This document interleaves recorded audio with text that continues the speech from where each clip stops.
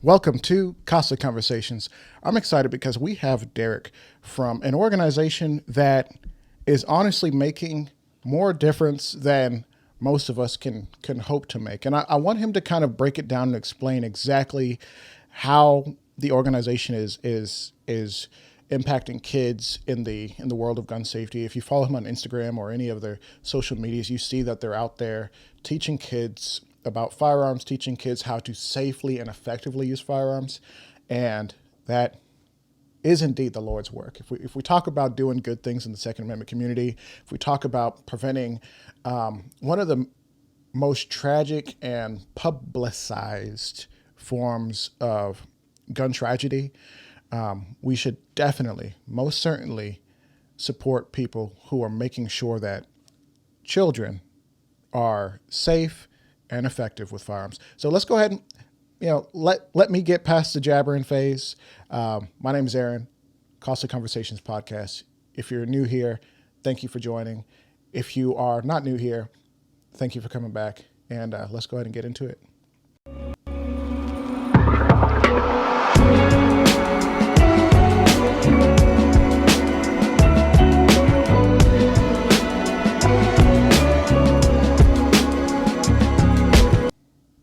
Derek, welcome to the show. Thank you for coming on. It's a pleasure to have you. It's great to be here. I appreciate the opportunity. Absolutely. So let's talk about the organization because first of all, let's get the name out there. It's a Kids S.A.F.E Foundation. How are we saying this? Yes, it's the Kids S.A.F.E Foundation. Okay, and SAFE is an acronym. SAFE is an acronym for Safety Around Firearms Education. Very good. Yeah, it's interesting because it's not people talk about like, oh yeah, I learned to shoot when I was 10 or I learned to shoot when I was 25 or 45, but you don't see a lot of organizations saying like we specifically reach out to children or the parents of children to get the kids involved to make sure that they are safe and responsible. How do you guys, I guess, what does that look like? What do you guys do? How do you guys get the kids involved? Talk about the org. So, basically the Kids S.A.F.E Foundation, we're a 501c3 nonprofit and we're based in Oregon. And so we teach firearm safety and accident prevention to kids. And, since our founding back in 2016, we've reached over 28,000 kids in 5 states and taught them life-saving skills on what to do if they ever come across an unsecured firearm. And so the goal is to have a program that can be well received, even for people that don't have firearms. And one thing for the parents out there that are maybe are fearful of guns or don't have any experience with guns, don't think for a second that your kids can't be exposed somewhere else, And so that's kind of our mission. Our mission is to make sure that we have a message that resonates, across all political divides. It crosses all socioeconomic divides and reaches those families and empowers those kids to make good, safe decisions. That's actually really great because, we talk about trying to make a difference, right? It's like, oh yeah, we need to do this and we need to do that, but there are people out there actually, boots on the ground, putting, pen to paper, making things happen, showing up in whatever the location is. I don't know if you guys do anything in schools or if it's just like, hey, we're doing something at the range and we're going to invite kids to it.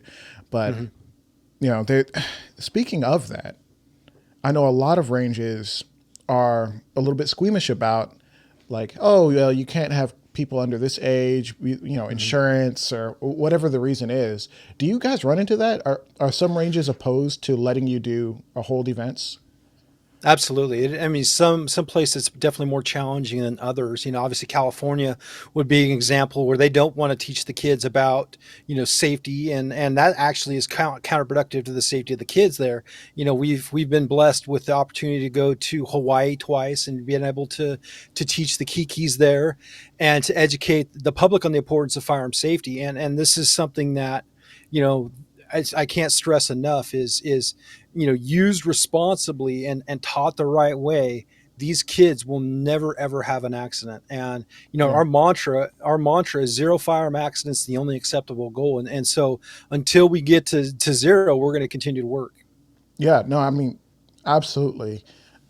Zero is the only goal that I'm comfortable with. Now, somebody might be like, oh, zero. Come on, statistically. I'm like, well, think about your own kids. Do you not have think about your nieces and nephews? What would you like the percentage to be when we're Yeah. talking about them being effective and safe around firearms? You know, what And should that that's be? that.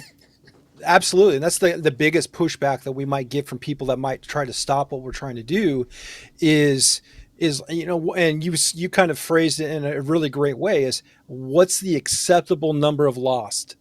And for me it's zero, right? And Hmm. so until I get to zero, I'm going to continue to work. And so obviously everything comes down to funding, and getting more people involved as we grow this program.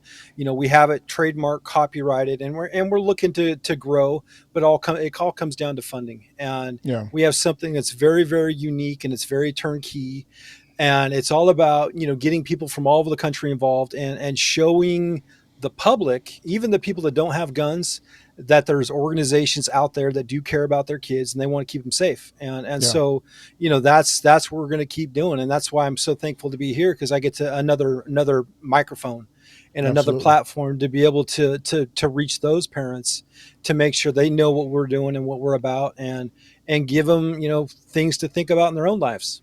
Absolutely. And I think I'm glad you're here. First of all, Thank I you. know the anti-gun left generally, but I suppose there's some people who consider themselves right who are also anti-gun.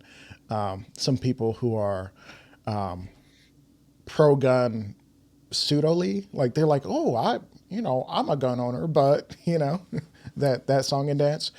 Hmm. So when I say there's organizations out there who sometimes they identify in a conservative way, and I'm not here to divide conservatives from liberals. I don't care about that fight right now.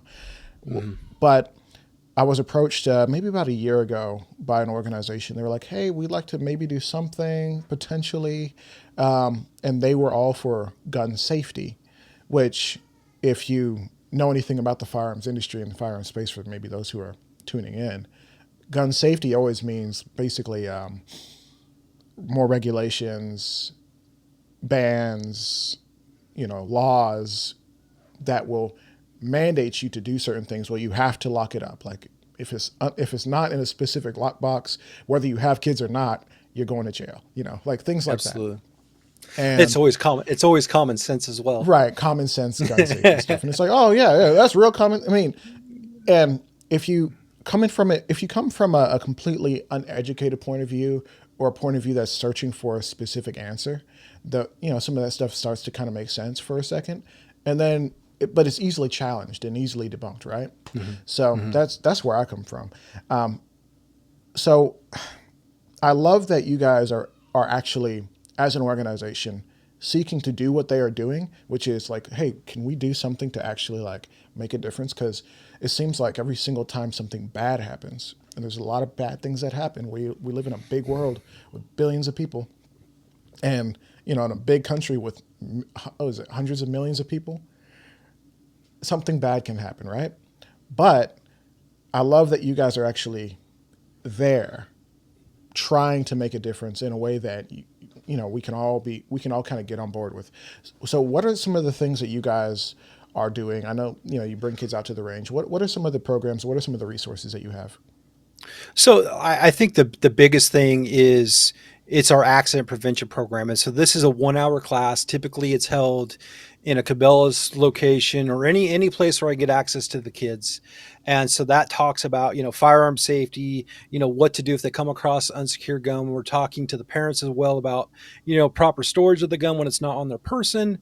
And then we talk about video game violence, and how that affects young minds. And we also talk about anti-bullying. So there's a lot of stuff that we're talking about in this 1 hour class that's going to put these kids on the right path to make sure that they're going to be safe when it comes to firearms. And I have real guns in this class, and so I actually demo the guns for the kids for the first time. And so that way I'm able to kind of counter stuff they might see on social media. It could be on YouTube, it could be from people that are fearful of guns. And so it's kind of a way for us to give real factual information in a way that it resonates with everybody. And from that, we also transition to the range, and we offer a range class. And so that's a way for us to reinforce all the information that we taught in the first class, but with real guns this time. And so we get to use rim fires, and so that one's definitely a lot of fun. And so there, what we're trying to do is to show, because parents are kind of fearful sometimes. They don't know when the right time is to get their kid involved, and a lot of times is the first time that gun goes off for that child. It's like that you see this weight lifted off of the shoulders of the parents, because they realize that their kids can do it. And Yeah. if taught properly, they're going to be able to enjoy their 2A rides with their parents now, because now they feel empowered to be able to take their kids to the range when they're not with us. And it's really a tremendous experience. Yeah, that is awesome. I was looking at some of the numbers that you guys have put out. Um, Share with the people who are the uninitiated. How many kids have you been able to reach with the program so far? So over 28,000 now. And, we Yeah. probably have, 1,500 that have been through our range program since the beginning. And so that's 1,500 kids that have gotten 75 to 100 rounds downrange with rimfires.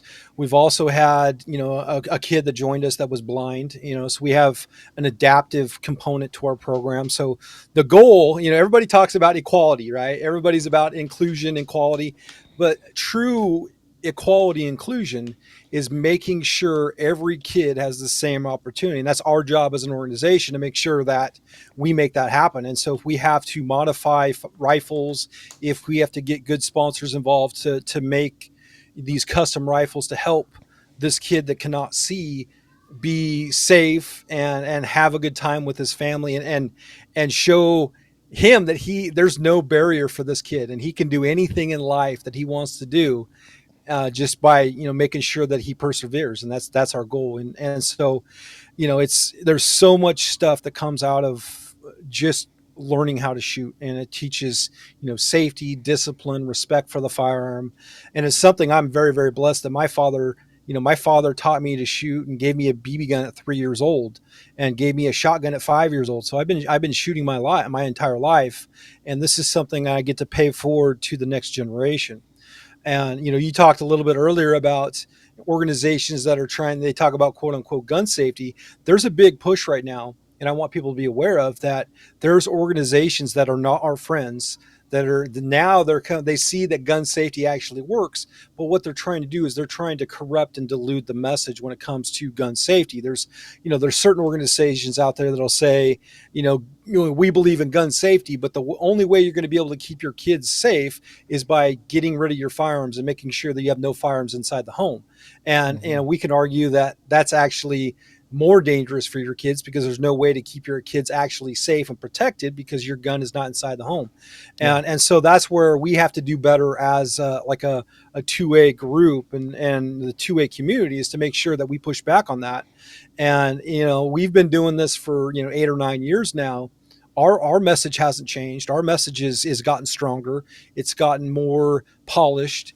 And so it's just those other organizations that see what other people are doing, that are trying to kind of corrupt. And the problem is, they have big donors. They have billionaires. They have graphics design teams. They have messaging teams. They have sounding boards. They have all of this stuff where they can push out a message that and get it out quickly. But do you want to trust that at the end of the day, and trust that with the safety of your kids? Yeah. So let's push past a lot of the. We'll get to the brass tacks of I guess the Achilles heel of many good Mhm. organizations trying to work hard. I've had two great organizations that deal with the mental health aspect, Walk the Talk America and Absolutely. Hold My Guns. Both Mhm. with really solid people at the helm of those organizations, really just Mhm. trying to make sure that people are a okay, and b pushing the firearms space, the community, the industry, whatever you want to call it, forward in such a way where we can take care of our own, which is really great.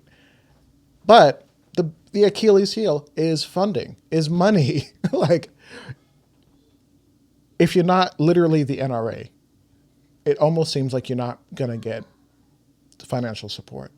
Like, what do you have to do to get money to fundraise, to make sure that you can do this more or less full time and not have to dedicate 40 to 60 to 80 hours doing something else. And I don't know what your current employment situation looks like. You maybe if you want to break that down, you can. You don't have to.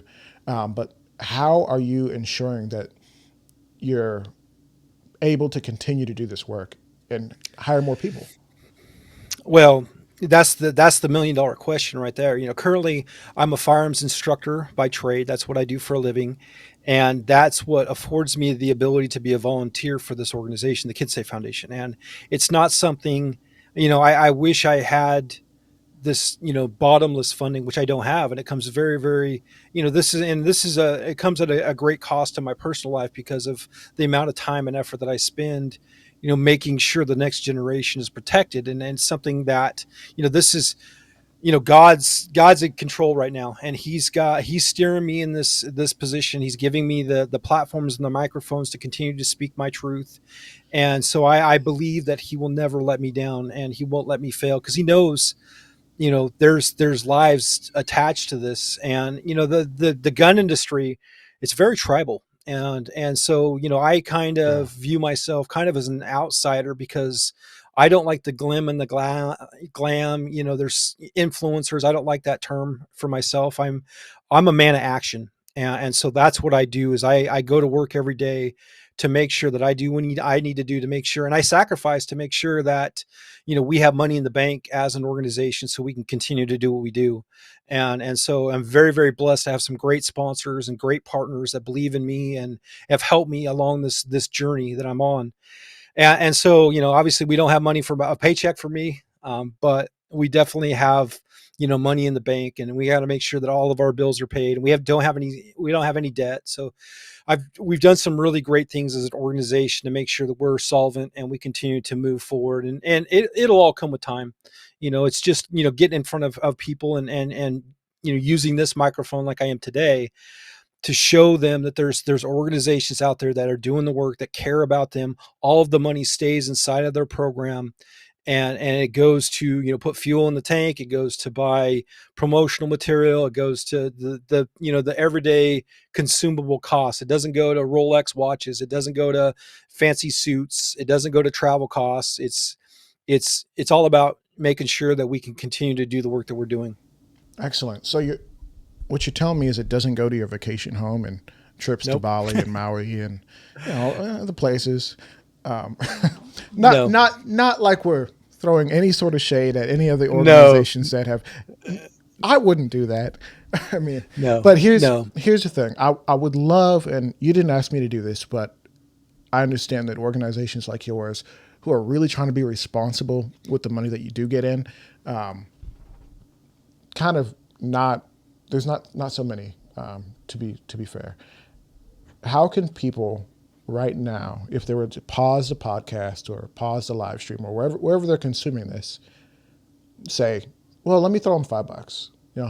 Let me at least Absolutely. be able to take a potential donor out and grab them a coffee so that they can talk about bringing more funding in, right? Because Yeah. Yeah. that's a cost.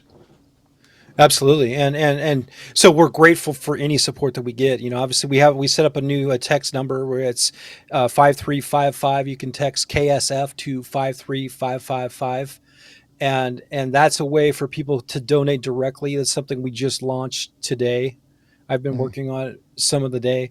And it's just to make it easier for people to help us when we need this help. And we're not going to spam you. We're not going to do all this stuff. We're not going to send 20 emails to you asking for help. We're just going to, when we ask for help, the public's pretty good. And one thing that's been really kind of challenging for us as of late, I don't know, and there's probably been other groups that have dealt with this, is the censorship.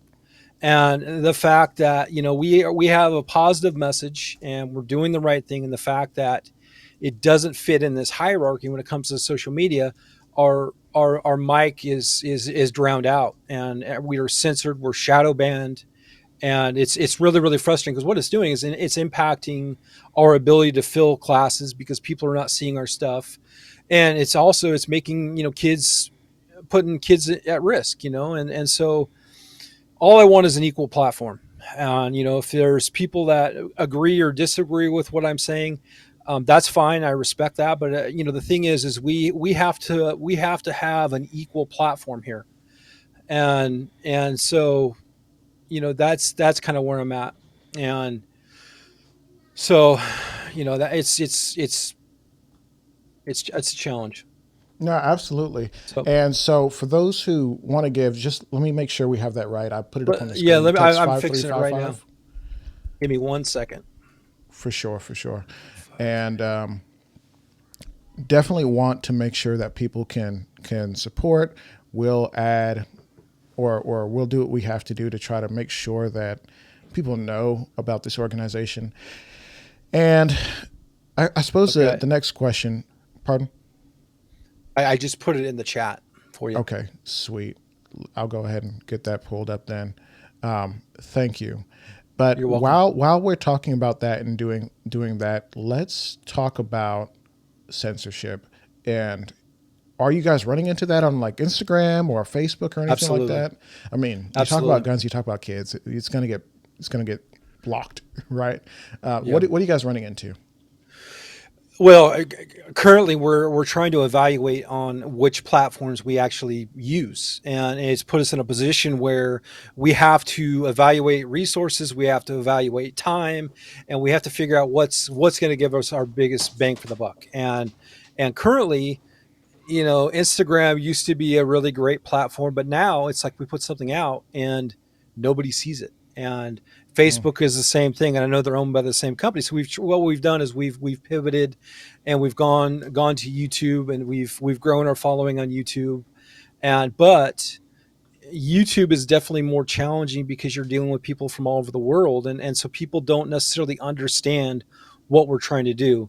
And that's what I truly miss about Instagram, because Instagram, I'm able to use the image, messaging, and it's able to resonate a little bit better than it's something on YouTube. And so that's we're trying to figure out what we do. And I know I'm not the only one that's in this situation. I know all of us in the gun industry are struggling right now with the algorithms, and, there's X and there's Rumble and there's all these other echo Hmm. chambers. And to be honest with you, I don't enjoy echo chambers. I want to be in the community. I want to be in the public. I want to be in where people don't understand what we're trying to do, so I can talk to them and make them feel more supportive of what we're trying to do. And I can't do that from like an echo chamber. I already know how they're going to vote. I already know how they're going to do that, and those other platforms. And so it's definitely, it's been a challenge. And so it's something that, we're putting lives at risk. If you're going to silence us, yet you're going to allow all this other stuff that's, quote unquote, acceptable forms of content. We're talking about, what they're doing with gender affirming care and stuff like that, which, that's, that seems to be, that message is boosted. When we're talking about something that actually can save a child's life when it comes to gun safety, that's, further down the chain, and that's not getting the publicity that it truly deserves. Yeah, that is interesting, and I don't want to dive down into the wells Absolutely. of gender affirming care just because I'm Yeah, not equipped to talk absolutely. about it. Neither But am I. the truth of the matter is, people who have the power to basically allow you to exist in the world of social media will remove you completely. Like Hmm. when we talk about Parler, and I don't care how anyone feels about Parler, but the app was there and it was literally removed from like Amazon Web Services, just like completely removed. You couldn't even get the app. It was removed from the app stores. The website was having trouble. I think they had to migrate the website. And the fact that the internet is not free and open like it used to be, like when was it ever? I feel like there was a time where it was, but then somebody's the gatekeepers and you can gatekeep in anything. The gun industry, like Hmm. you said, has gatekeepers. If you're not kind of in with the in crowd, you're not going Hmm. to have the success that's required. But so the idea that the internet overlords, whether it's Zuckerberg's people, I don't know what he personally cares, but his people who he's put in charge, and writing policies that on their face might be fine, but eventually you start to realize, oh wait, like they don't want people promoting guns kind of in a dangerous way, but that also means or if that's what they mean, if that's what they mean. And if that's what they mean, that also means that they don't want people, that they will not allow you to promote guns in a positive way to promote gun safety. And they can more or less get away with saying, well, we don't want, some kid who's not supposed to have a gun to poke. Well, guess what? We're all completely zucked if we're okay with using that term. So and this is me being super charitable, right? Because a lot of us do feel like, okay, well, they've done nothing to help. And YouTube, for a time, YouTube was pulling accounts left and right. Oh, you guys thrown it on a suppressor. You've modified the firearm. We can't have that. Or, oh, you've changed a 30 round magazine. You've modified the what? That's not modification. That's the standard function of the gun. And they said, well, we have people overseas who don't understand, how firearms works. And, that's why we're running into issues. But none of that makes sense. None of that makes sense at all. No. So getting back to really the point of what we're trying to get at is you guys are trying, and the thought that I had when you were talking about getting on YouTube is hard. Like, I'm a YouTuber. We just hit some milestones that we've really wanted to hit on the Armed Atlas YouTube channel. Okay. Super excited about that. But the fact you have to literally dedicate like a whole team of people or an entire person to running a YouTube channel. So I feel for you. It's not like you can't just go on YouTube or even really any social media platform and just show up and expect to win. You have to really dedicate a lot of time and energy, right? So I guess my question is here. How much time and energy do you feel like you actually have to dedicate to social media? I mean, I know you said you're a big boots on the ground guy. Like, you are going to be there, whether or not people know about it on social. Well, and it comes down. I mean, it's a 7 day a week job. It's something that to continue to get where we need to be and where we want to be, it takes energy and effort. And I have a great board of directors that support me. But obviously, when we're talking about running the everyday operations, it's me, and a lot of that falls on me. So I'm writing grants, I'm dealing with sponsors, I'm making content, I'm doing all this stuff, and I'm scheduling classes, updating the website, I'm doing everything, and it's definitely 7 days a week, and it's something that I have to do to continue to keep us going so we can get to that next level. And that next level is a branch in Washington, or a branch in Idaho, or a branch in Nevada. You know what I mean? So that's kind of what keeps me going is knowing that if I can just get to that next level and I can get that help, that's how we're going to make this. And I want to turn 28,000 kids into 2 million or 10 million. And that's how we move this needle in a way that it needs to be moved. And we do that through making sure that we have good volunteers that are safe and are of good moral character, and making sure that we protect those kids at all times.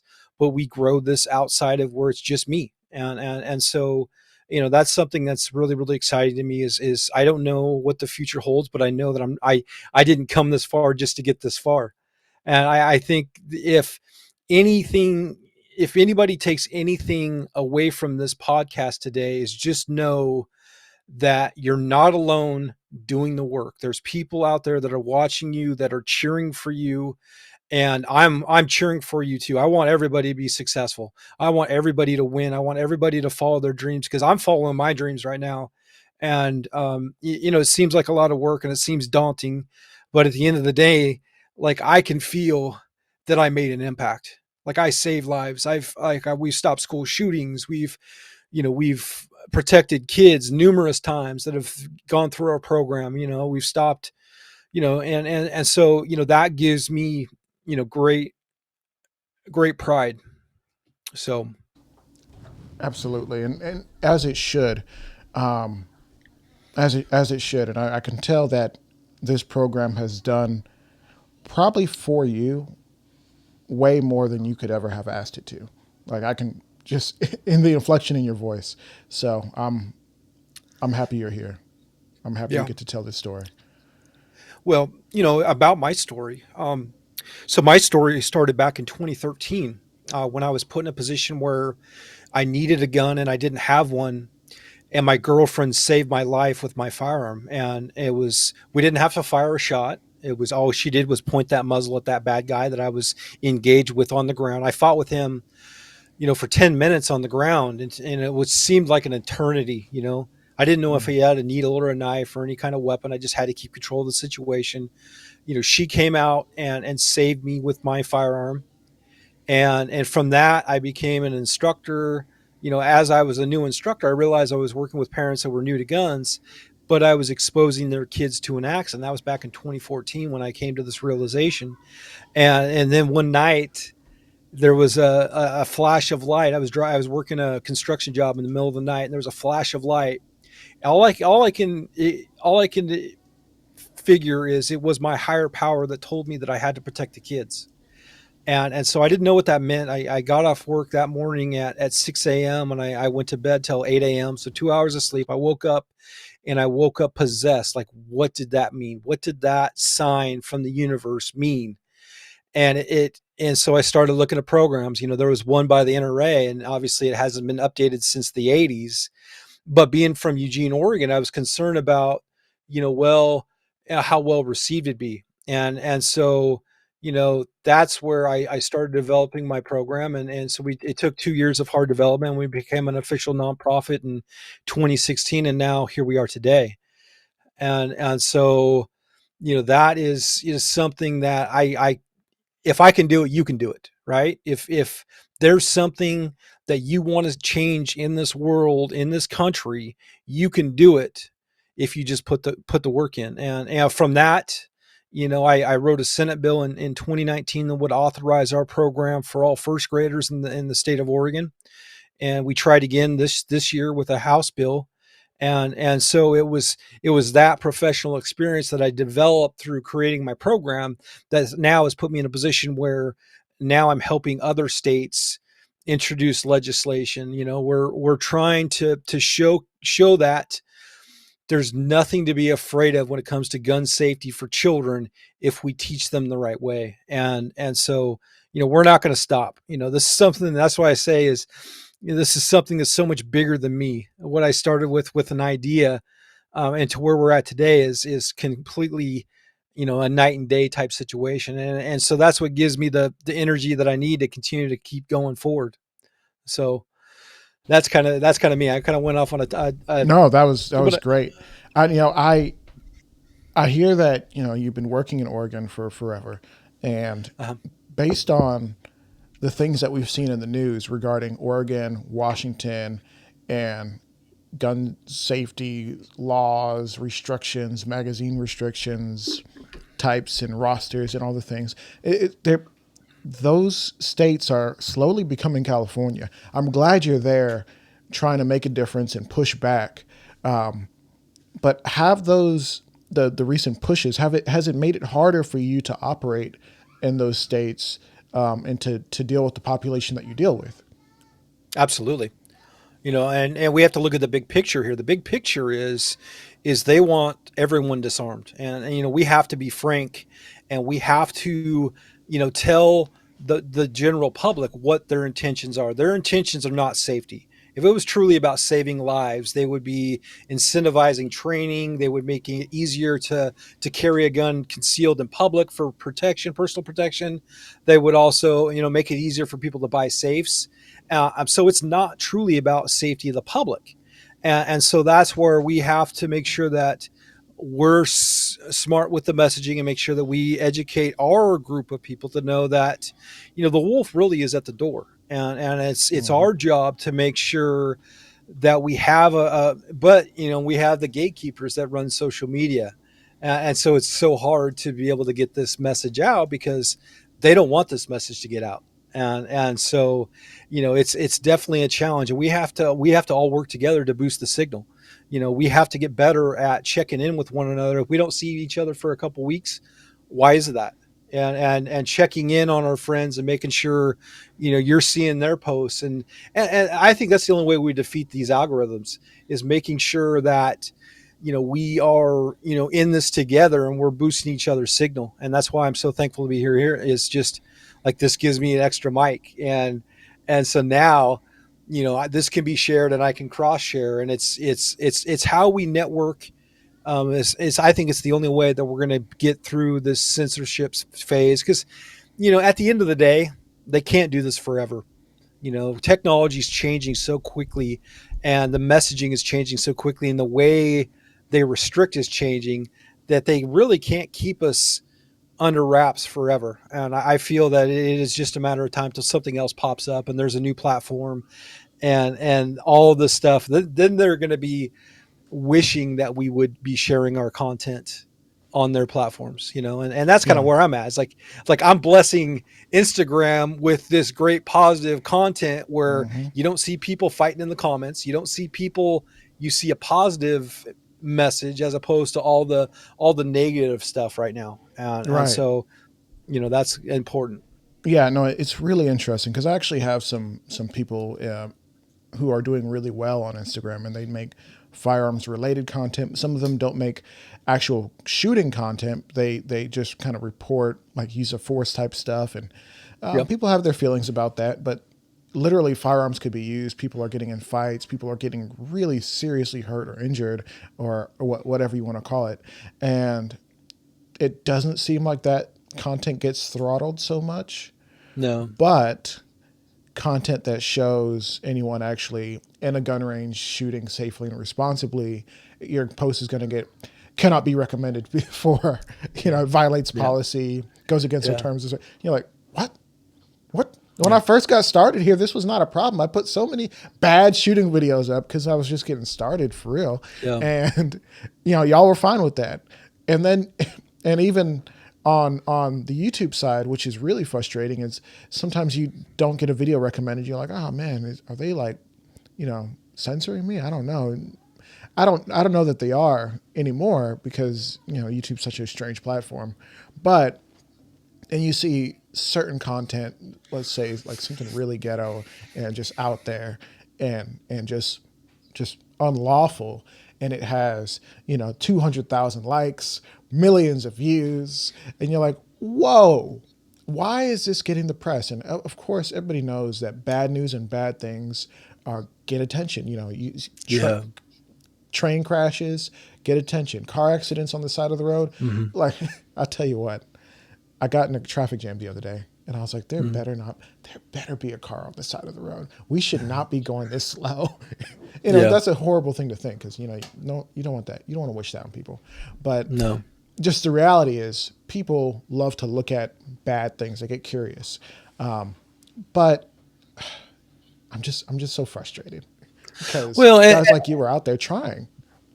and that's the thing is I know what sells, right? But Hmm. the thing is, we're principled enough as an organization is we're not going to put out stuff that's going to attract that kind of negative attention just to get the likes. Like Right. I don't need your likes if I'm going to put somebody a life at risk. It's not worth it to me.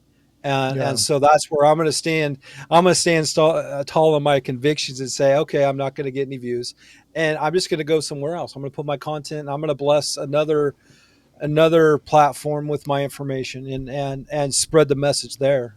Yeah. We're very fortunate now. We just went over 215,000 subscribers on YouTube, That's excellent. and yeah. So we crossed that today. So that's something that I'm still trying to figure out. What YouTube likes, but it's definitely given us extra boost of people seeing what we do.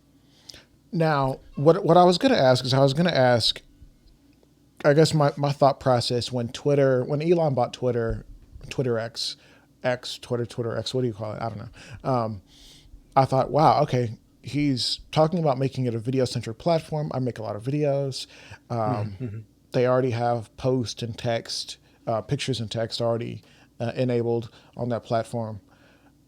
Is this going to be the new place that gun people go? And I know some people tried. There are some notable firearms influencers who exist on the platform, Grand Thumb, Mhm. guys Mhm. like that, Coleon. But his thing's always a little bit different because he's gunny, but he's also political, Mhm. or at Mhm. least in the advocacy phase.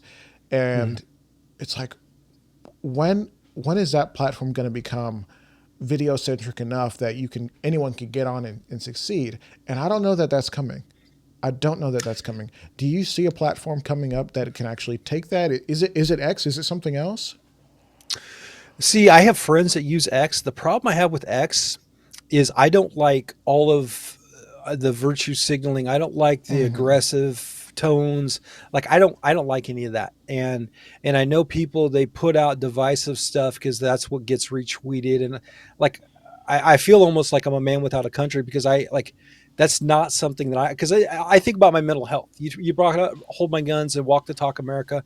Those are both great organizations. I partner with Walk the Talk America, and I'm very conscious of my mental health. And so part of my mental health is I don't go into these snake pits. I mean, we do have a Twitter account, and I put some content there, but it's not something that's going to make or break our organization. So I see a lot of people that get riled up, and that's what drives these algorithms. I totally get it.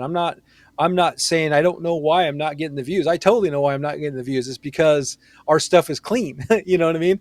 And so I just have to accept that and figure out a different way. I've been using. We have a blog, so I've been writing blogs. I've been doing all sorts of different things, and it's all about getting a positive message that resonates with people that understand that this is a very complex issue. When we're talking about gun safety and firearms with kids and restrictions and all these legal things.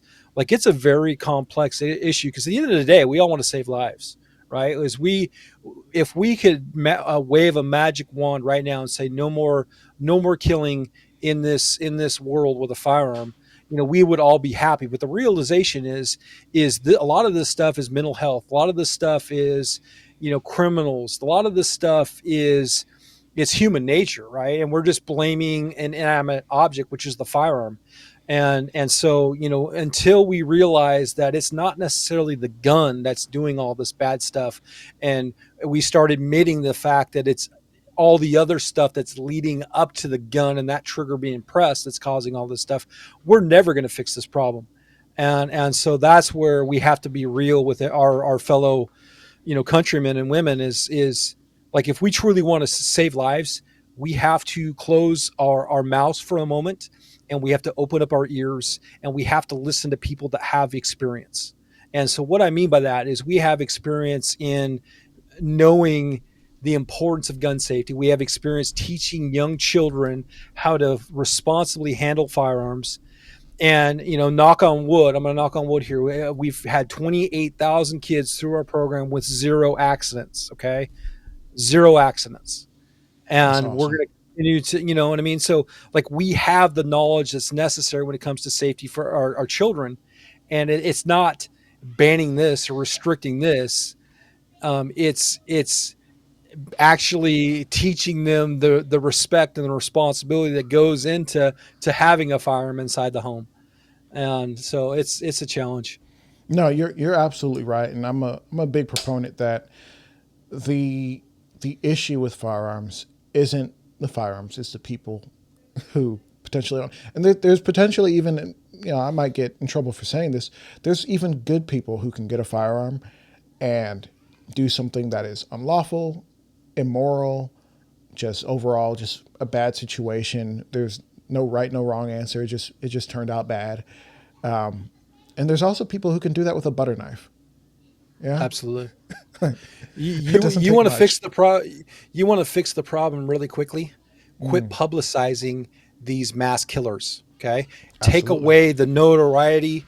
Like in Canada, it's illegal for them to publish the shooter, the name of the shooter, the picture of the shooter. Right? That's the only thing that Canada does right when it comes to gun control. Okay, so we take away the ability for the media to monetize the carnage in our society. You're going to have less people that are going to commit these horrible crimes because they're doing it because they're isolated. They feel this is the only way that they're going to make their mark in this world is to do something, horribly tragic. Yeah, we a few months ago, actually, I think it was February, we had New York Times bestselling author Larry Correia on the show to Mm. debut his brand new book at the time, In Defense of the Second, and it's written so plainly. The English in it is so simple, but pretty much saying like, hey guys, stop publicizing these people. Clearly, like we're doing everything wrong, and you start to notice that he used the term vultures when referring to the media. When the media vultures get their hooks in something that they like, oh yeah, the the offender or whatever you want to call them, they check certain boxes. You're going to hear about it for days. Like, oh yes, this is the story we love. Now, if the ethnicity or the background of the person is wrong or unideal, maybe they can spin it a different way. But God forbid there's a mass shooter who's black. I mean, you don't see that a lot anyways, but God forbid you do. No. God forbid you do. God forbid that they are from one of the model minorities or quote unquote. God forbid, you're not going to hear about it for long. And they want to make sure that it's some sort of assault weapon. It was an Uzi, semi-auto, assault pistol. Let's get it. That's what they do. Absolutely. So yeah, and so I mean, we're talking about legislation. I mean, everybody's the First Amendment. We have a First Amendment right, and all this, yada yada yada. But it comes down to if you're profiting off the car, and we look at every town moms demand action. Every time there's a senseless killing, they fire up emails. They make money off the people that just died, and they call for just another law. If we just have one more law, all of this problem will be fixed. The problem is. It's not designed to fix the problem. What it's designed to do is to put them in a position so they can make more money, which takes away from people like us that are doing the work. And we have an important message, but it just doesn't fit the narrative. And so if we could change that in society and say, well, we don't publicize these murders and we don't give these people a platform or a microphone, we're not going to get the same results that we have right now. Yeah.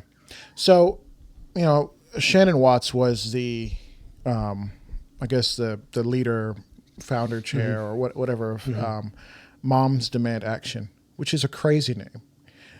And if you could sit down in a room with Shannon Watts, just have a 2-minute conversation with her or monologue, what would you say? Well, I think the first thing I would say is why don't my children inside school deserve the same kind of protection that our politicians or she might have?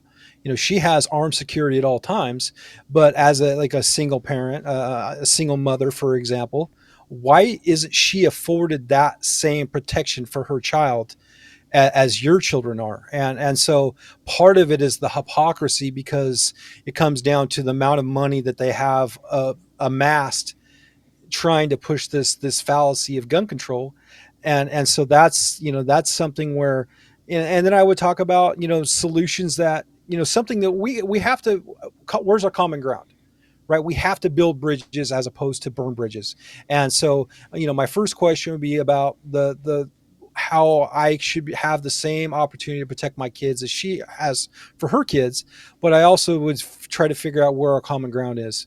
And I feel that we're almost closer than we think that we truly are.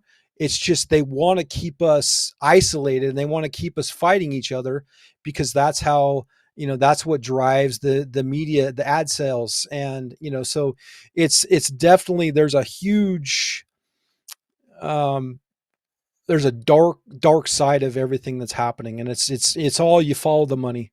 And so that's, there's more common ground. We're talking about like dinner, kitchen table type conversations.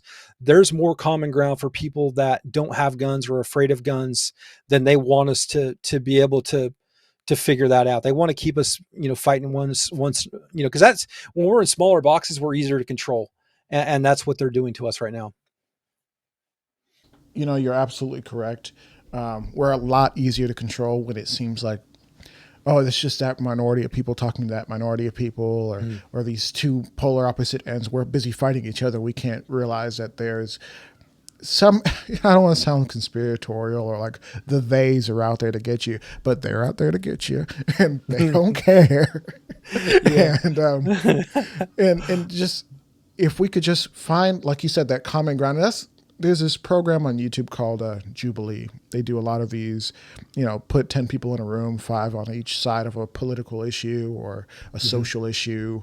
And just kind of let them actually talk it out and have conversations, debates, or address prompts. And I find that to be interesting. Sometimes those conversations are dumpster fires, and sometimes they're fantastic because you're like, wow, okay, so white liberals and black conservatives are actually sitting down in a room and having a conversation about what they actually believe. And we can say, okay, well, I can look into your eyes and I can say, this guy is kind of grifting. Like he's not really about this. He just found a lane where he can make money.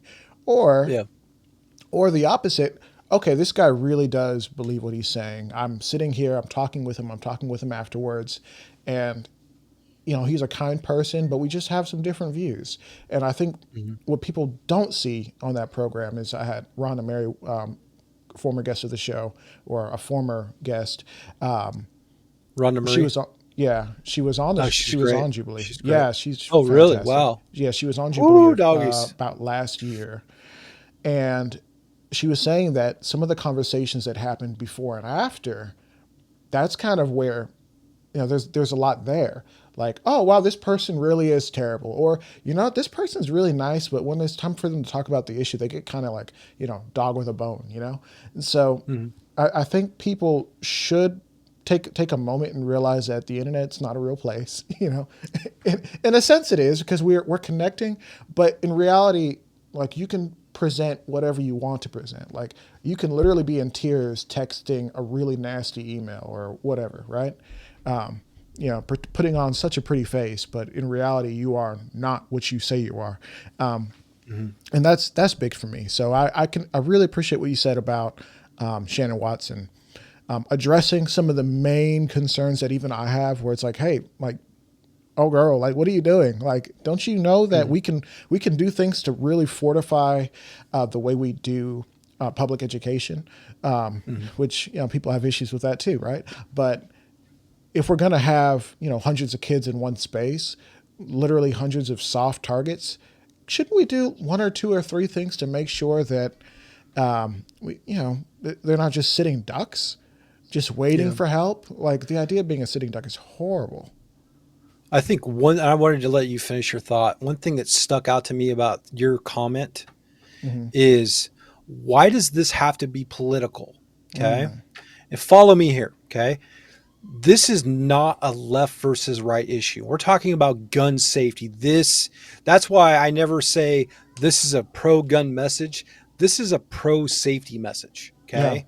yeah, And, yeah. and so it's so easy for us to get into this us versus them mentality, as opposed to, and that's what takes away all positive momentum when it comes to these situations. Okay.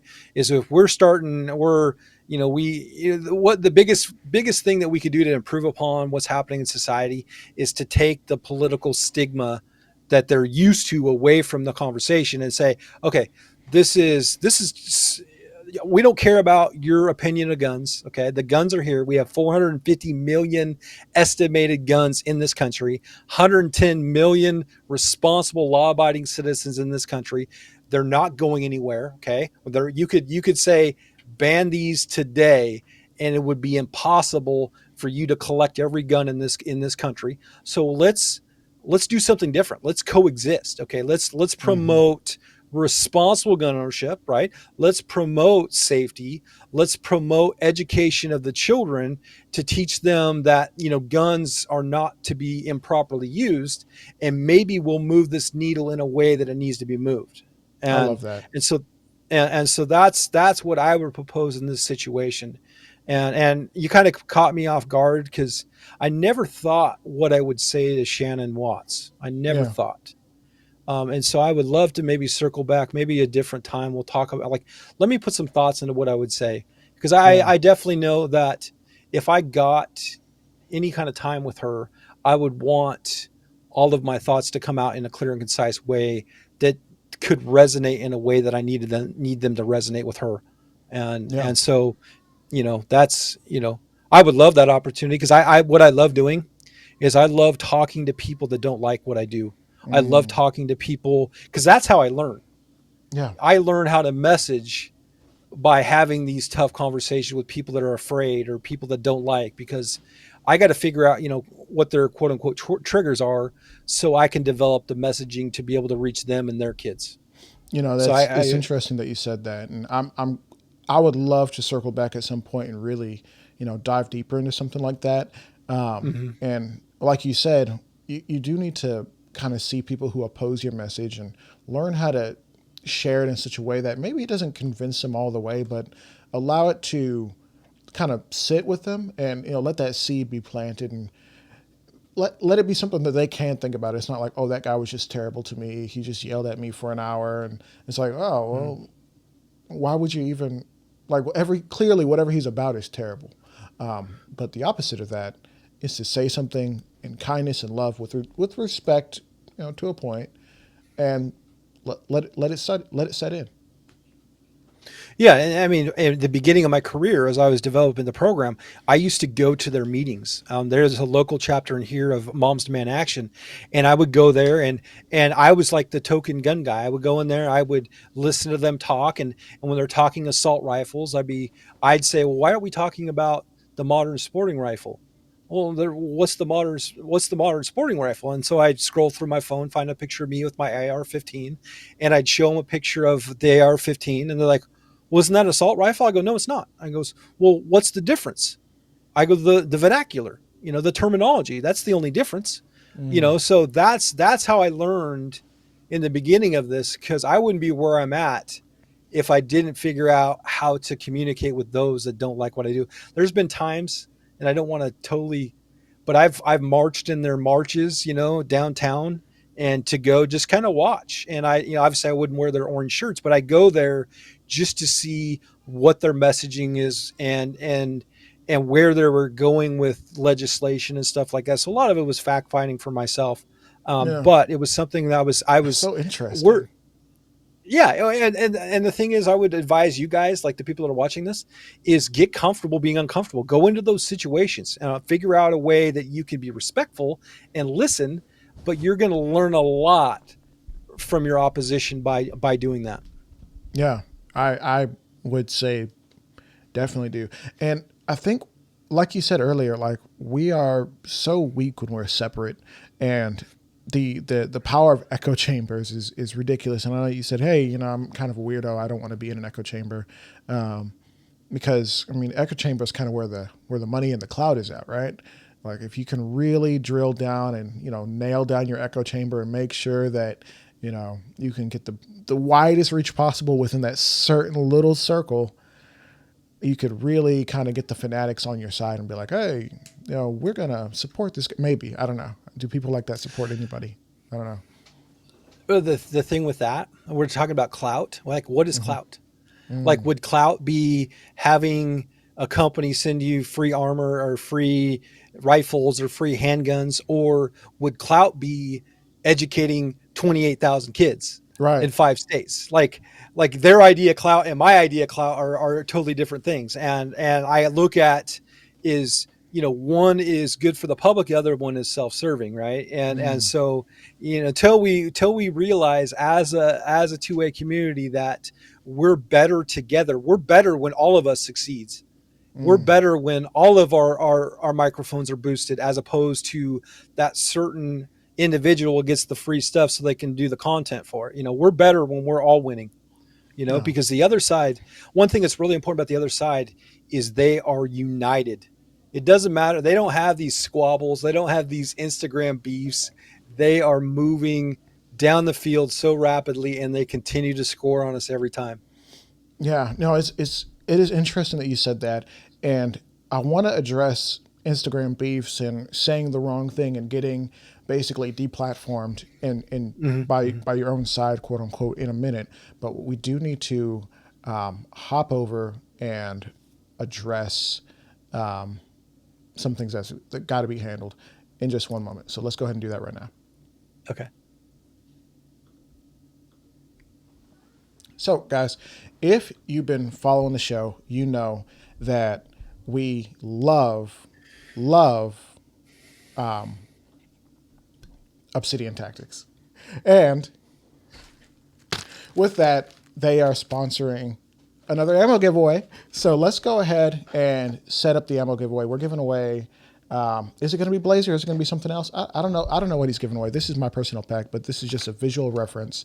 50 pack of 9 mil, or if you prefer, this is a completely brand new. I just ordered it literally on Friday. It came in on Saturday. This is the fast shipping of Obsidian Tactics. A tourniquet, brand new tourniquet, which is for if you were to be in some sort of accident or incident that your extremities, arms, legs were harmed. If you're losing blood fast, you get you a tourniquet and you cinch that thing on and you can potentially save your life. So great medical tool. I recommend that everyone keep it with them. And the way that you can win one of these is to do something super duper simple. All you have to do is take a screenshot of your podcast screen or the YouTube or the live or wherever you are watching this, whether it's a replay or the live thing, I don't care. Post it on Instagram and tag me at armed_atlas and Kids S.A.F.E Foundation. So I'm following Kids S.A.F.E if you're maybe having a hard time locating them, but go ahead, tag us both in the social media share. It doesn't have to be Instagram. It just does have to be a platform that we both use. So if it's Facebook, that's fine. If I don't know that he's on Twitter X, but that's also fine. And we'll verify that when we get back to the show. And or Instagram is probably one of the better platforms. Unfortunately, it's what it is. So if you want to participate, it'll, as long as we have at least 10 participants, I will give you $30 value, free tourniquet. I'll ship it to you. No money. I don't need any money for it. I will literally pay for the shipping and or the box of ammunition. It's either or. So that said, Obsidian Tactics has sponsored the ammo giveaway and made sure that we have great discounts on all the things. And so use code ARMEDATLAS at checkout and you actually get free shipping super fast. Like I said, I ordered that tourniquet. I ordered something else on Friday. Literally got it on Saturday. That's super fast. And if you want free shipping, that just makes sense to me.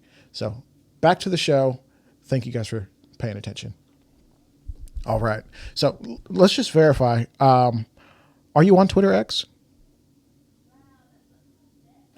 Oh, hold on just a second. Derek, let's just verify. Are you on Twitter X? Yes, I am. Yeah, we're on Twitter Okay. X under the And Kids S.A.F.E Foundation. Kids S.A.F.E Foundation. Excellent. Yeah. So, like I said, if anyone wants to participate in that giveaway, as long as we get 10 participants, at least, resharing the stuff, whether it's on Facebook, Instagram, Twitter, or if they have a YouTube channel or whatever, I don't care. You can post it in your community tab. You can be entered and potentially win a free tourniquet. Those things are unusually expensive, but they're super helpful if you need it. So,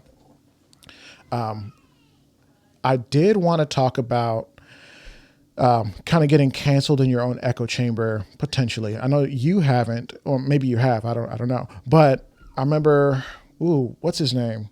Tim Kennedy. He got himself into some hot water by not towing the company line when it comes to the age of being able to own a firearm. And I've had some guys who I love, and even myself, I'm like, this seems like a bad hill to die on. Apparently, he walked it back at a different time. But there is power in what you say and the stances you support. And, of course, your words can be taken and submitted as basically testimony before Congress and different bodies who are making rules to govern us all. How do you feel about that? Because the gun community, half of them flipped on him. They're like, he's no good to us. How do you feel about that?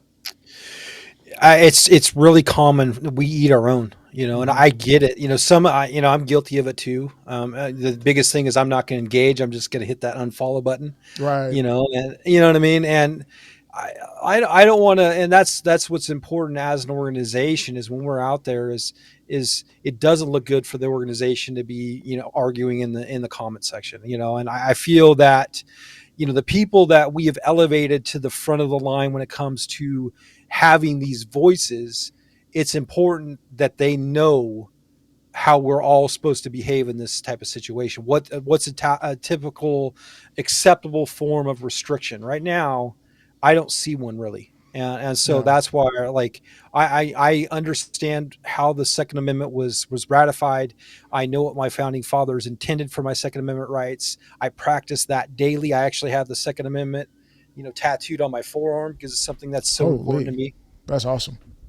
And so I practice what I preach. And that being said, is we all have to understand what's acceptable forms going forward, because they keep saying compromise, compromise, compromise. If you just do this, if you just submit to this universal background check, everything's going to be better. The problem is that's not going to be the end game. The end game is going to be they're going to continue. It's a death by 1,000 paper cuts. And so I think we have to do, and there's a lot of guys, and to be honest with you, the influencers are influencers, and there's people that are advocates. I'm an advocate. Okay. There's people that are really, really good at selling product. And I don't necessarily feel like they are the ones that we should be putting in front to say, advocate for my 2A rights. And, just because they're not well versed in it, everybody's got their own opinion. But the problem is do you understand the context of the Second Amendment right? And so, that's where, like, I don't like the beef thing is we got to do better about not eating our own, but we also have to understand we have lanes. I have a lane, you have a lane, everybody has a lane. And so, that's where I'm getting at is it's tough. It's really Yeah. tough. I like Tim Kennedy. I like his energy. I like the stuff that he does, but do I want him speaking on my behalf when it comes to my 2A rights? No, I don't. Right. Because, I mean, reality is there's a lot of bro vets out there who have great platforms and they're Mhm. pushing like 2A culture in Yeah. a sense. But should they be in charge of writing 2A policy? I don't know. No, I mean, we no, have no. the Brandon Herrera who's been in the space forever, who Yeah. has manufactured. He's running for Congress for the state of Texas, Congress. which I'm like, oh, great, Brandon's running, Yeah. but I haven't sat down and listened to his entire video or his conversation that he had with John Lovell of Warrior Poet Society to I really saw it. see. And maybe you could speak to it a little bit more than me, but I'm I'm not saying he's a bad candidate. I think he could be either or. I'm not sure, just based on this conversation that we're having right now, of the influencers, the guys with big platforms, the guys who their main job has been to get guns and blow up pineapples and for views, Yeah. if they're necessarily the best for writing laws. And maybe he is, based on what you've seen. I don't know. You don't have to speak on it, but So with him, like, I see it, like, I like his position when it comes to the 2A, right? He says no more, no more, no moss. I respect that. I feel that what this does is this motivates others to do the same thing. So I look at this as a really, really good thing. I yeah, see, obviously he's a single issue guy, like I'm a single issue guy, like I'm a pro gun guy. That's how I've based my vote, is how is that person that I'm putting in office or potentially going to be in office, how are they going to either keep my Second Amendment rights where they're at currently, or are they going to expand upon my 2A rights? There's very few people that truly do that. And so right. that's why, I mean, our votes really they do matter. And so part of us, we have to get off the couch. We have to get involved. We have to, run for office. We have to, we could start at the city council in your local city or state and go to the county commission office all the way to the state legislature. That's how we move this needle in a way and that's going to be meaningful down the line. You And know, we had a great 100% comment right just there. come in. Yeah, 100% right there. the great comment, just for the podcast listeners, and I'll read it out. Roy said, "Could Brandon be any worse than most of the current people who currently hold office?" I'm going to say no, No.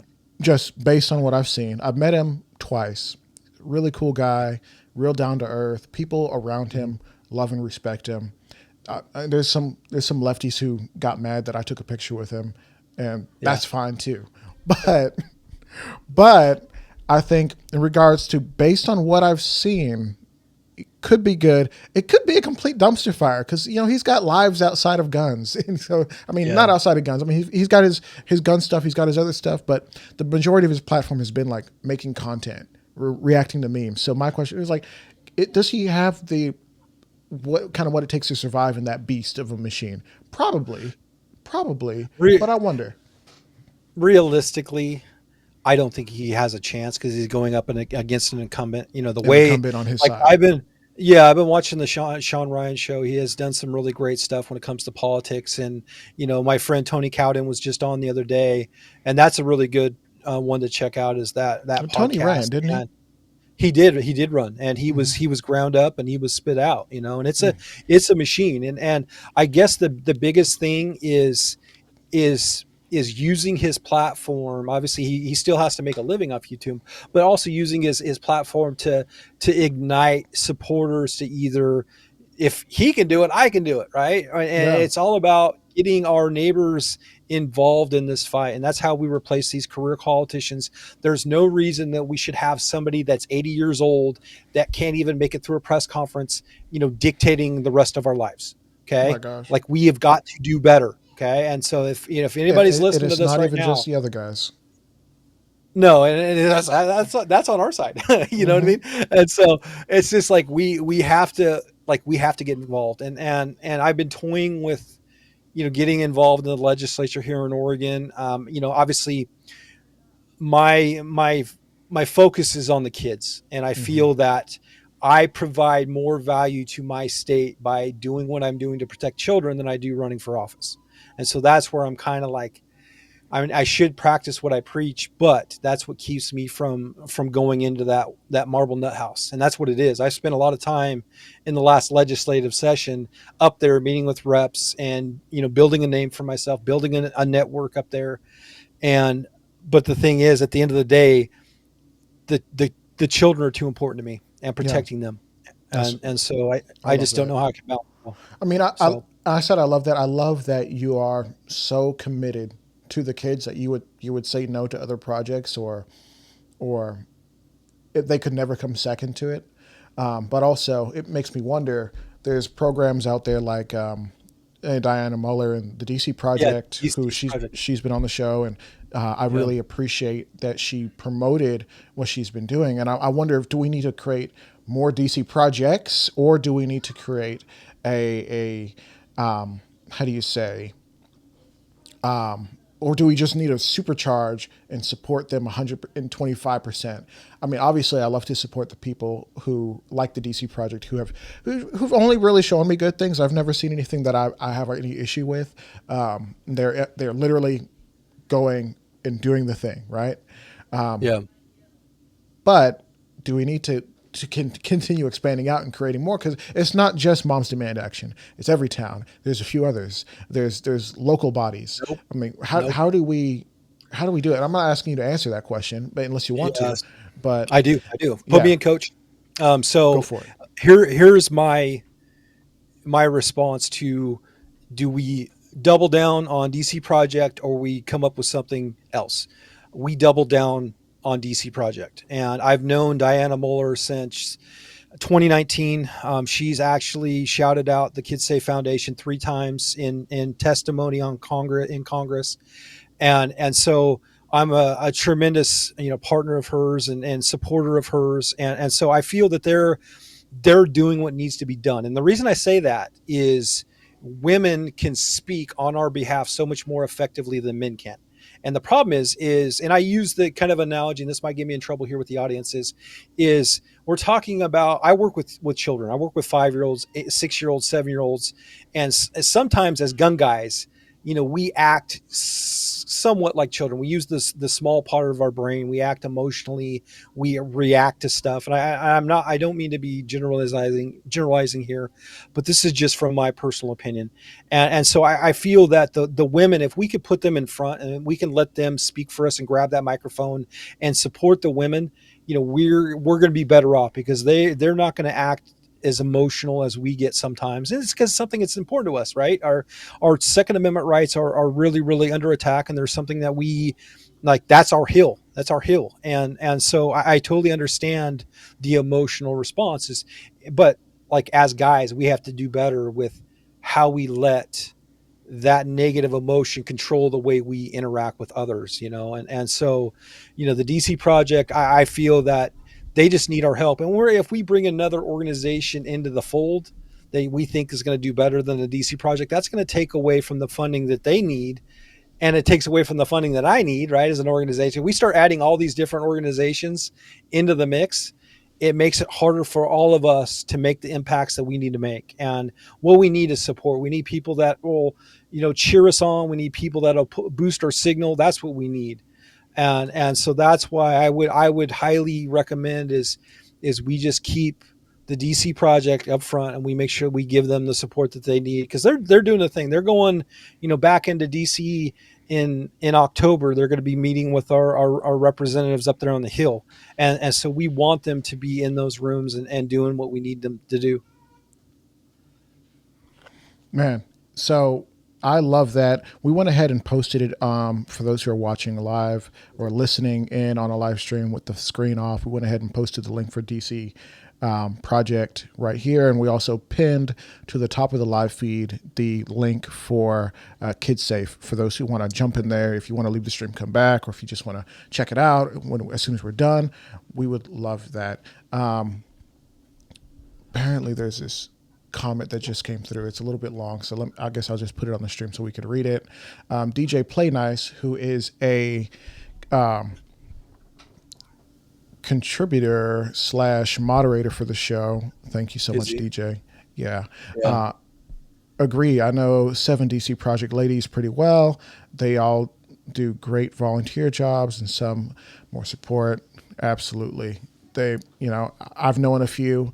And it seems like every other person I've meet, like who is actually like really ingrained in the space, who is a lady, has at some point in time worked with DC Project. Like DC Project, Diana and her people, they know how to really get a hold of people who are like doing the thing and taking them up to DC, or I guess, on the state level, and making things happen. And like you said, and maybe you didn't say this specifically, but I think you placed a heavy emphasis on it. The state level stuff is important too. Absolutely. And that's like, we have the greatest impact for our 2A rights at the local state level, right? That's because our voices can be heard so much better. A lot of this is we're not teaching civics anymore. Is the younger generation doesn't understand civics. So the greatest impact we're going to have when it comes to our 2A rights is going to be at a local, like a city preemption type level, also at a county level, also at the state level. Okay. That, if we can shore up all three of those lanes, we're going to be better off going into the future. And, if we can protect our state rights, that's going to help when it comes to the what's happening in the federal level. And so it all comes down, we have to get better. We have to get involved, and we have to make sure that, our voices are heard. So that means if we're calling, we're leaving, voicemails. We're respectful when we're calling into our representatives.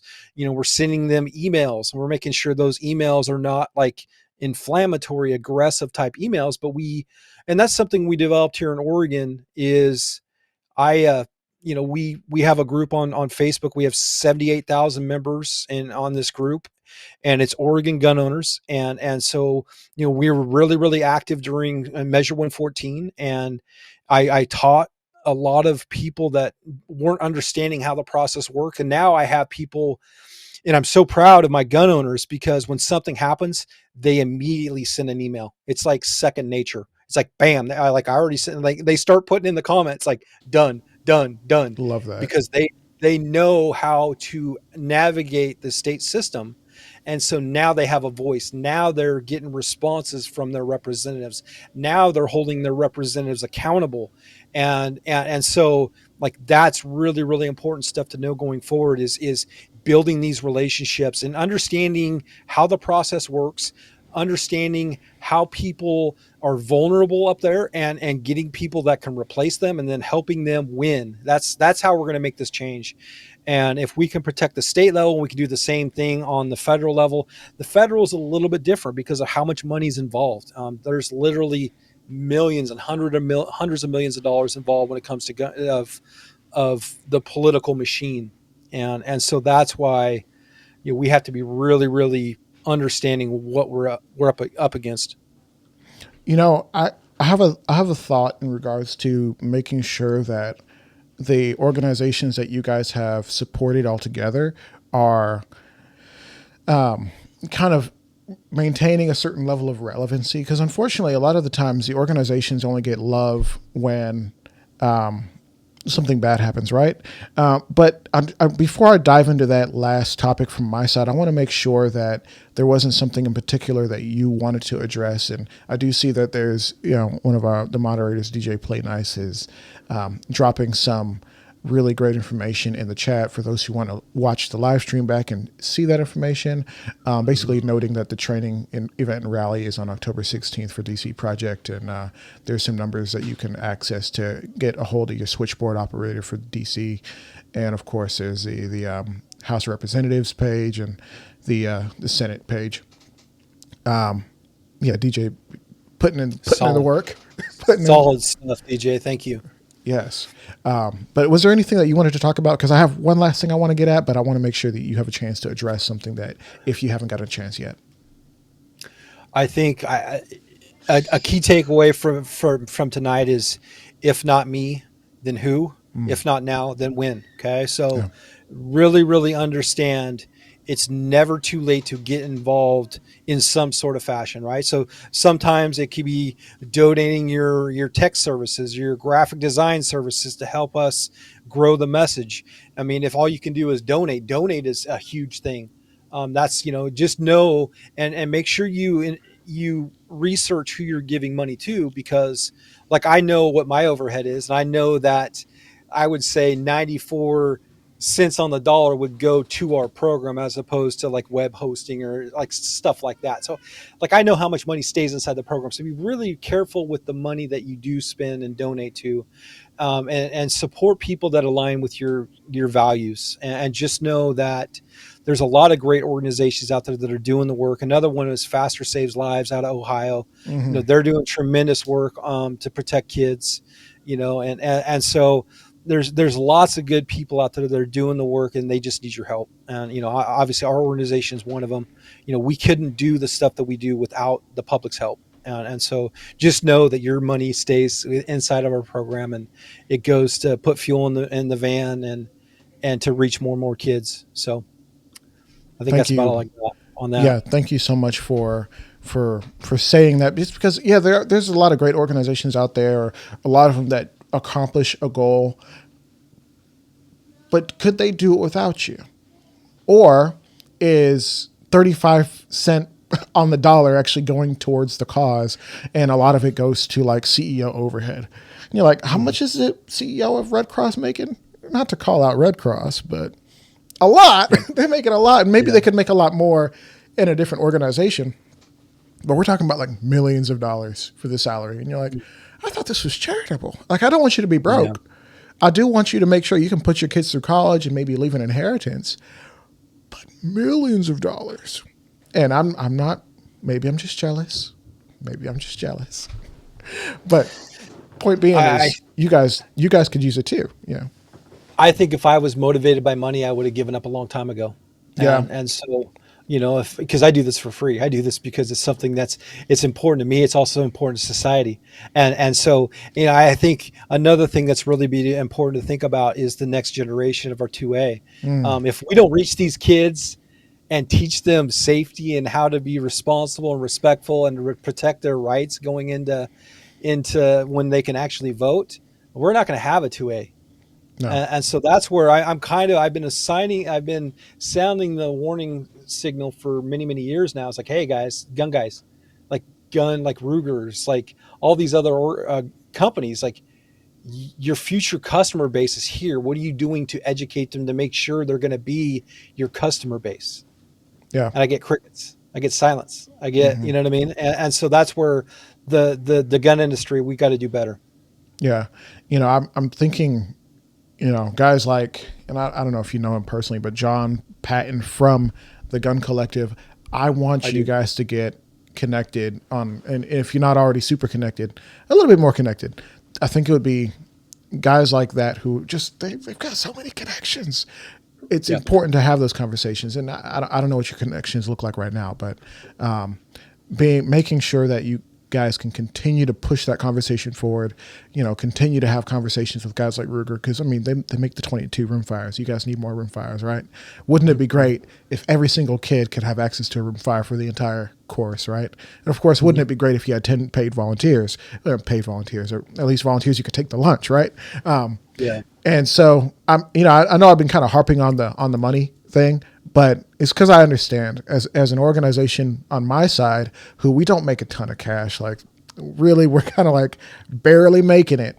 But the reality is that makes it so like I know, like if you're actually out there doing the work, it costs a lot. So my big question that I had before is there a way to like package it together, like a couple of organizations like you, DC Project, maybe like 2-3 others, and say like, hey, if you guys want to support us, because we all kind of check the boxes of values. If you donate $100, it gets split 4 or 5 ways. Like, is there a way to do that? Like, is that something you've ever thought of? Is that a thing? Yeah, I mean, we work well together. So obviously DC Project, and that's why I support them, because they're the ones telling the representatives up there about my organization, the Mm-hmm. organization that I run, also about Faster Saves Lives. DJ, I really, really appreciate you. Thanks for your help with this chat. That's been tremendous to be able to get this information out to people. And so that's why, we are united together, and they're the ones, they have the microphone. They're the ones that are in those committee meetings. And they're the ones that are, laying the groundwork for us to do what we need to do. And so, that's what gives me hope that everything will change eventually, is because I believe in these ladies. I believe in what they're doing. And we have a solution. Like, there's so many problems that we have in this society right now, and there's solutions, and we have them right here. We just need to have the voice be amplified, and the message to be heard. And that's what they're doing. And so that's why, I really, obviously, I do have kind of a vested interest in their success, but it's because I know them so well, and I work well with them. And so, that's why I want to see them win, because when they win, I win. And when I win, you win. We all win. That's the whole thing, is we can't be tribal about this stuff. We have to see the big picture and understand that when all of us win, it's a win for our two-way rights. Okay. Because what that means is because then we get the conversions. When I win and you win, we get the conversions. We get the people that never thought about owning a gun. Now they're intrigued about buying a gun.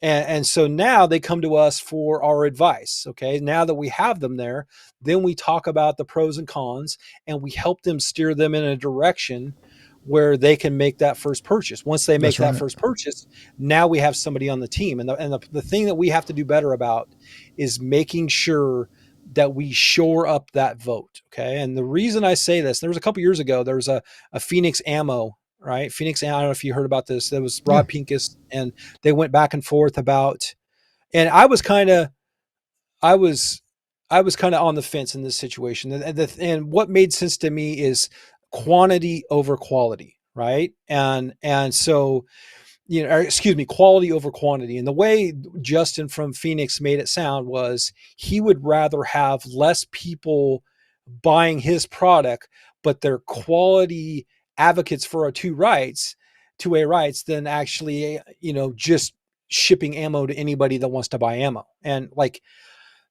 what I didn't like about is having to check a box. Did you vote for Joe Biden to buy a box of ammunition? I'm not going to go buy a box of ammunition where I'm going to have to record with the company who I voted for. It's not their business. Okay. That's the one part I didn't agree with. Right. But that being said, what I did agree with is the approach that all of these new gun owners, if they're not going to stand together in solidarity when our rights are in trouble, then are they really on our side? And so that's where, obviously we want to bring new shooters into the fold, and we want to educate them. We want to empower them.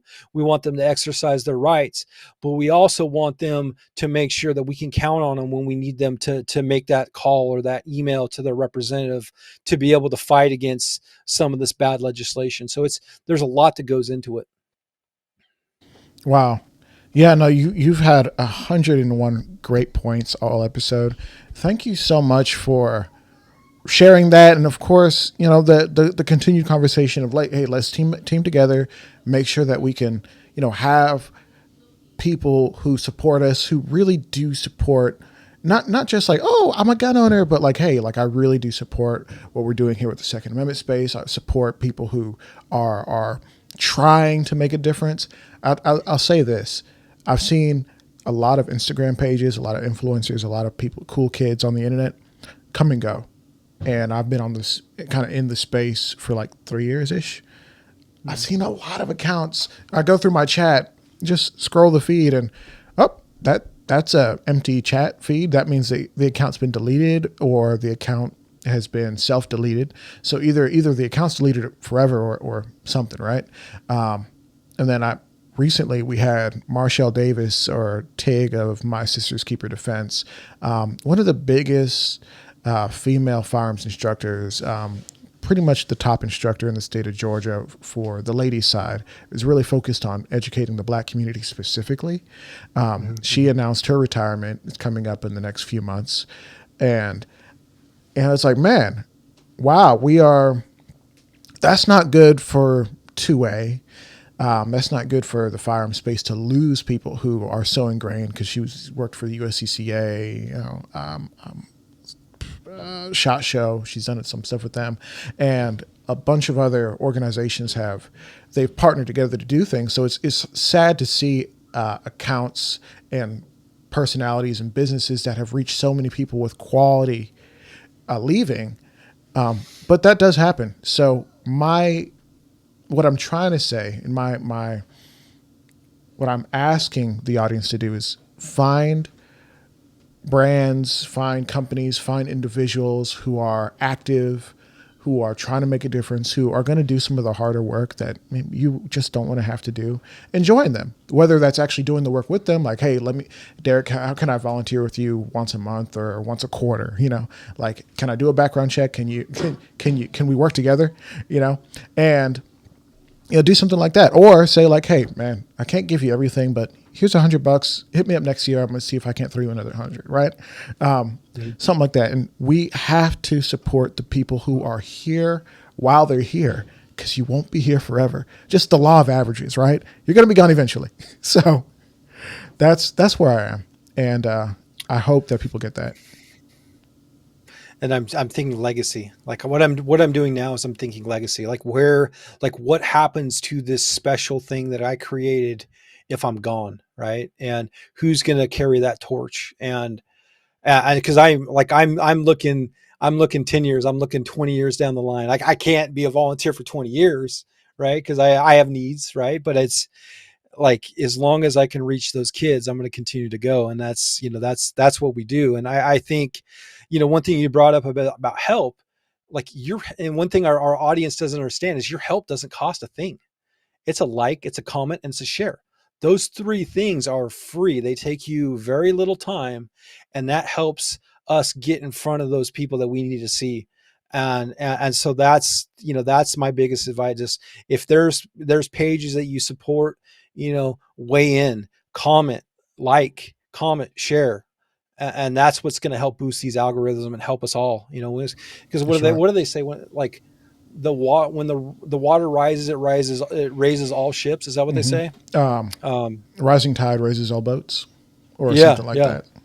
Yeah, I kind of butchered it. Thank you. Yeah, I mean, I think I did too. It's like a little sloppy on my end, but you're absolutely right. And I'll note this: I've posted a lot on Reddit especially when I was first getting started, and something that they do not like in those different moderated chat rooms on Reddit, or dedicated forums on Reddit, is for somebody to come in who's not already established in that page, who hasn't been commenting, posting, etc., who has no history, and say like, hey guys, I'm doing something, come check out the podcast, or hey, I had this great conversation with, if I have like going to one that's like pro guns or something like that, and say, hey guys, I just had a conversation with Derek, he's doing something really cool. They'd be like, okay, cool, you can't post here. You've literally no history here. They're really tribal. But if for some reason you are in that chat, in that ecosystem already, and say like, hey guys, I'm here all the time, check out this conversation that I had, or that this guy had. I really like this section. It'll actually get a much more organic push. Like if I'm just promoting my own stuff, I look like a shill for my own stuff, right? But if you share, if you say like, hey, I noticed that Derek just had this post talking about these things. I think we should really support this guy. It's just so much better. Yeah, that's all I ask. All we ever want to do is just have fun, right? We want to be successful. We want to grow what we're doing. We want to feel that we get value, and I feel that I get value. I get Yeah. value from the conversations that I have after class with the parents that, are so thankful that their kids got to learn and that Amen. their kids are going to be safe and the kids are doing backflips and they had a great time. They learned about an AR-15. They got to see a AR-15 in real life. And Yeah. it's something that they didn't learn about on a video game, which a lot of them know from video games. And so, you know, that's, that's how I know that I'm making the impact that I need. The problem is I need to reach your kids Yeah. and I need to reach DJ Play Nice's kids. The only way we do that is develop a message that it's easy to share. I did see something that I think it was in Ohio where all the anti-gunners are talking about this one minute video when it talks about gun safety, right? Is all of these kids are learning gun safety from this 1 minute video. And this is like the rage, right? It's like we've been here for years. Like we've been talking gun safety for years. Like, and you guys are just now coming around because of a 1 minute video. And now I actually have people that are reaching out to us and wanting to come to classes because of that 1 minute video. I'm like, okay, cool. I'll take advantage of that. And I'll teach your kids there's more to it than a 1 minute video. And so, that's kind of the thing is you never know how you're going to reach that person. It's what you do with that moment, I guess. That's awesome. So, Derek, wow. Thank you so much. Tell the people one more time how they can find you. So you can find us on our website, kidsafefoundation.org. There's 2 S's in that. Also, you can find us on Instagram, Twitter, Facebook. You also find us on YouTube as well. I did just sign up and got a Discord server, so I'm trying to figure out Discord as well. So there's lots of stuff that I'm trying to do to learn to get better at what I'm doing so I can reach more kids. And it's, big tech is not making it easy. And so that's why I'm so thankful for the opportunity tonight to talk to all you guys. Yeah, normalize gun safety. Absolutely. 100%. So, that's where we're at is, guns are normal. And it's really, really common for kids to be, I call them gun curious, right? Where you have a 5 or a 6-year-old boy that comes in that is quote unquote gun curious, I call him. And so, once I give him this information, now he's going to want to join us on the range. And so now that's how this circle of life when it comes to our 2A is refilled, because now we have this next generation that's going to be an avid hunter or a shooter, and he's going to learn the right way. And he's hopefully going to, when it's time, he's going to vote the way we need him to vote. That's right. So guys, thank you so much. Derek, we want to say thank you again. And this is the outro. If you haven't figured it out already, this is the outro. Thank you so much for being with us live. For those who were able to tune in live, of course, there's going to be guys who hop in on the replay. Just a quick reminder, if you are live with us late or maybe you hopped around, you can win a free brand new tourniquet. I just picked it up from obsidiantactics.com. Use code ARMEDATLIST to get free checkout or free shipping at checkout. Or if you prefer, box of 9mm. And all you have to do to be eligible to win it is we need to get at least 10 of you to go on any individual social media platform, take a screenshot of what we're doing here, whether it's this screen or whatever, the podcast screen or whatever, and just let people know like, hey, I'm enjoying the show. They're talking about really positive things. They're talking about good things. And tag both myself and Kids S.A.F.E Foundation at Armed Atlas pretty much everywhere, or Coslty Conversations Podcast. Just some way so we can see you and record you, and we'll go ahead and put you on a randomizer and draw it out next week and see who wins. Shout out to Burnt Nugget for winning the ammo on the last giveaway. Really glad that we got a chance to get rid of that. And guys, if you really want to support Coslty Conversations Podcast, Armed Atlas, all that stuff. It's in the live feed right now, patreon.com/Armed Atlas. And we just thank you for being here. Until next time, keep it costly.